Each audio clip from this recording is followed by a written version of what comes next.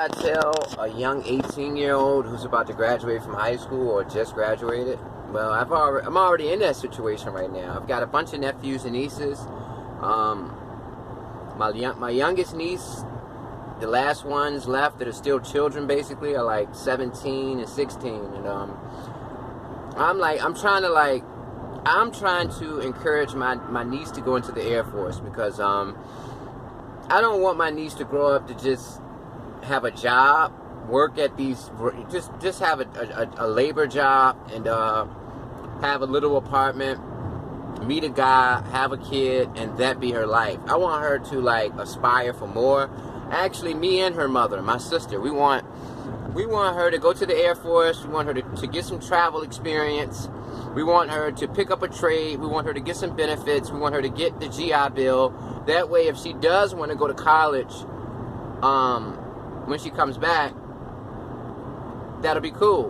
But she might want to stay forever in the military, in the Air Force. And as far as my 16-year-old nephew, he wants to be an attorney, so I actually laid that out for him. I don't know if that's just like a childlike, a teenage-like fantasy. Oh, I want to be a lawyer because I like to argue, I like to debate, I want to be a lawyer. But I explained the process to him about how you actually become a lawyer. And I'm right over here by the military, so I got love for the United States military. That's the reserve center. I'll always be over there chilling with them guys. And military, baby. And yeah, my nephew, I explained to him, all right, in order to become a lawyer, you got to go to college for 4 years, get your bachelor's degree, and then you have to go to law school and get your Juris Doctor, right?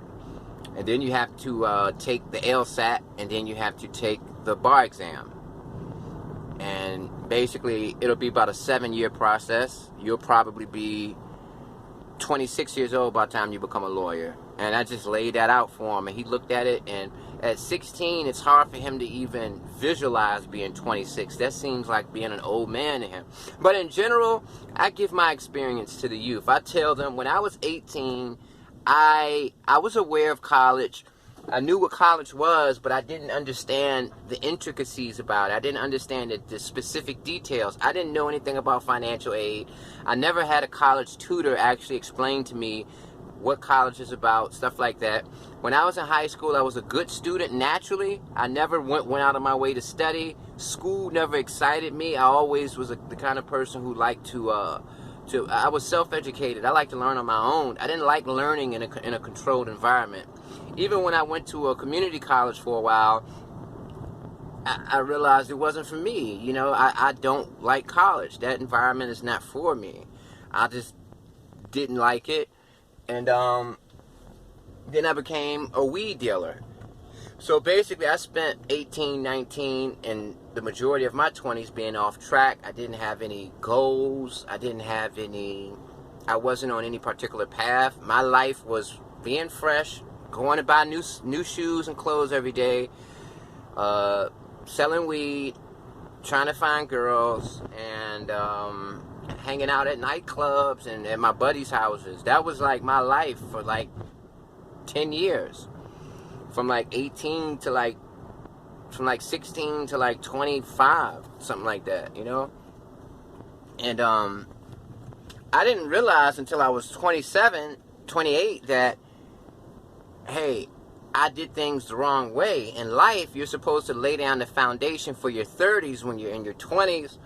And because I didn't do that, because I wasted my 20s pretty much by not having any particular goals, I've got to start that now. So for about 5-6 years now, I've been on the right track. I've been following my goals. I've been getting to know myself.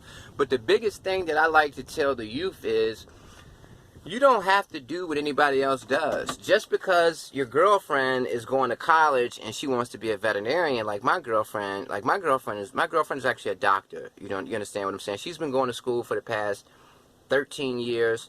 She's been in like 5 different states, going to different colleges. And at first I thought we were going to break up. When she first left the state for college, I thought that was it. And we did break up. But a year later we got back together. And we just made it work. But she's into the academic life. That's her. That's her thing. She's academic. She's always been in school, whatever. Me, I'm not like that. I never liked school. That wasn't my thing. My goals are more centered around. See, I'm more practical. My approach to life is practical. I don't have to have the best job in the world. I don't have to love what I do. As long as I'm making enough money to take care of my bills and to take care of my interests, my hobbies, I'm good. So I never really had a dream job. I never really had, okay, this is what I really want to do.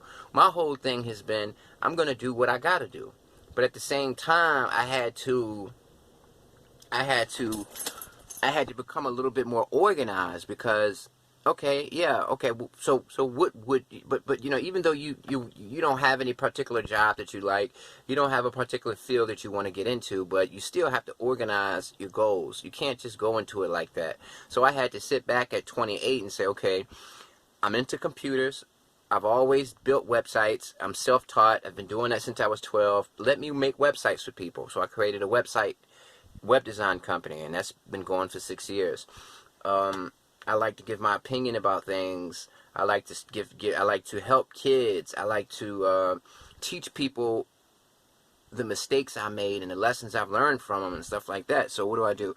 All right, so I find a program, and now I'm a big brother. Now I'm helping inmates who come from prison. Now I'm helping inmates in prison. I like law, so I'm helping inmates fight their cases. Guys who have just gotten convicted, I'm helping them out with their research and stuff like that, and I get paid for all of this stuff.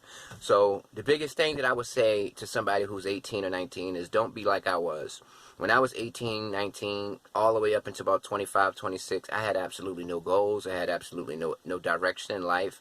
My whole mentality was, well, all I care about is making money, and I'm going to get the money. I'm going to sell this weed, get this money.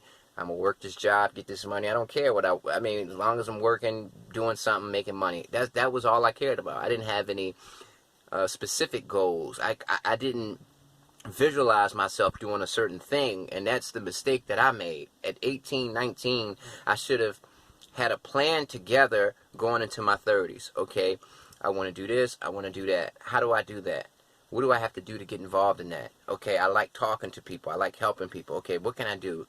I don't want to go to college. I don't want to be a psychologist. I don't want to be a social worker. I want to do something. Ideally, I want to have my own business. So you work it out. The important thing is you're working these details out. As long as you're actually working these details out, as long as you're trying to figure out what it is that you want to do, as long as you're thinking about this stuff, you're already winning. You don't have to figure everything out. I don't have everything figured out. You don't have to figure it all out. You just have to be thinking about it and working on it. Because if you're not thinking about it and you're not working on it, then you're aimless and you're directionless. So think about what you want to do. You don't have to come up with a concrete decision. Just make sure you're thinking about it and putting time in it. Don't let your life go by without you actually... don't just let your life go by without thinking about these things. You know what I mean? Peace to the gods and earths, baby.